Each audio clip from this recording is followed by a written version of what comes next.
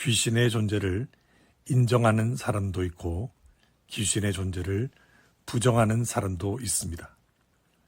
그러나 귀신의 존재는 다수결로 결정할 수 있는 문제가 아닙니다. 성경은 이 문제에 대해서 어떻게 말할까요?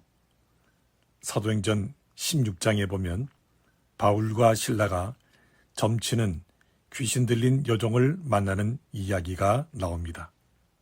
이 여종은 점을 치면서 주인에게 큰 돈을 벌어 주었습니다. 그런데 이 여종이 바울과 실라를 여러 날 계속 따라다니면서 이 사람들은 지극히 높은 하나님의 종으로서 구원의 길을 너희에게 전하는 자라는 말을 합니다. 그러자 계속되는 이 여종의 스토킹 때문에 견딜 수 없었던 바울은 이 여종에게 있는 귀신을 쫓아냅니다. 그런데 문제가 생깁니다. 이 여종을 통해서 더 이상 돈을 벌 수 없게 된 사람들이 바울과 실라를 고소합니다. 그리고 고소를 당한 바울과 실라는 매를 맞고 감옥에 갇힙니다. 얼마나 억울한 일입니까? 그러나 바울과 실라는 감옥에서 기도하고 하나님을 찬송합니다. 하나님께서는 이들의 기도와 찬송을 들으십니다. 한밤중에 큰 지진이 일어나고 옥저가 움직이고 옥문이 다 열립니다. 죄수들의 발을 묶고 있던 쇠사슬이 풀어집니다. 지진 때문에 일어난 간수는 옥문이 열린 것을 보고 죄수들이 모두 도망했다고 생각합니다. 그래서 스스로 목숨을 끊으려고 합니다. 이것을 보고 바울은 간수에게 말합니다. 몸을 상하게 하지 마십시오. 우리가 다 여기 있습니다.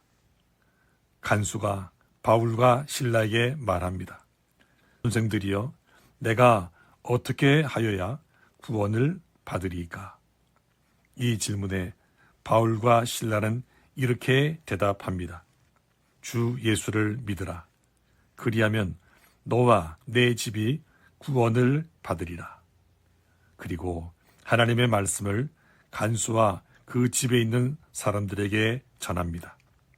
그 결과 간수와 그 가족이 세례를 받습니다. 그래서 온 집안이 하나님을 믿고 크게 기뻐합니다. 바울과 실라는 구원의 길을 전하는 사람이었습니다. 그런데 구원의 길을 전하다가 어려움을 당합니다. 귀신 들린 여종에게 있는 귀신을 쫓아냈다는 이유로 고소를 당합니다. 옷을 찢기고 매를 맞고 감옥에 갇힙니다.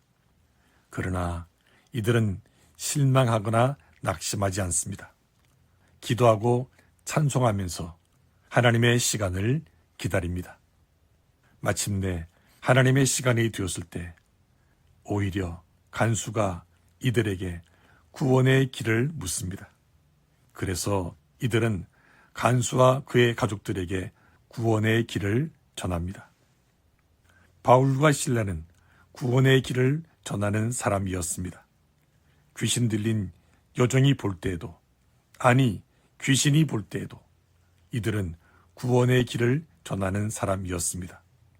억울하게 옷을 찢기고 매를 맞고 감옥에 갇혀 있을 때에도 이들은 여전히 구원의 길을 전하는 사람이었습니다. 이들을 지켜보았던 간수가 이들에게 구원의 길을 알려달라고 말할 정도로 이들은 처음부터 끝까지 구원의 길을 전하는 사람이었습니다. 바울과 실라는 저와 여러분에게 묻습니다.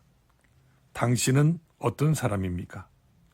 귀신 들린 사람이 볼 때, 아니 귀신이 볼 때 당신은 어떤 사람입니까? 구원의 길을 알려달라고 말하는 사람들에게 당신은 구원의 길을 알려줄 수 있습니까? 주 예수를 믿으라. 그리하면 너와 내 집이 구원을 받으리라.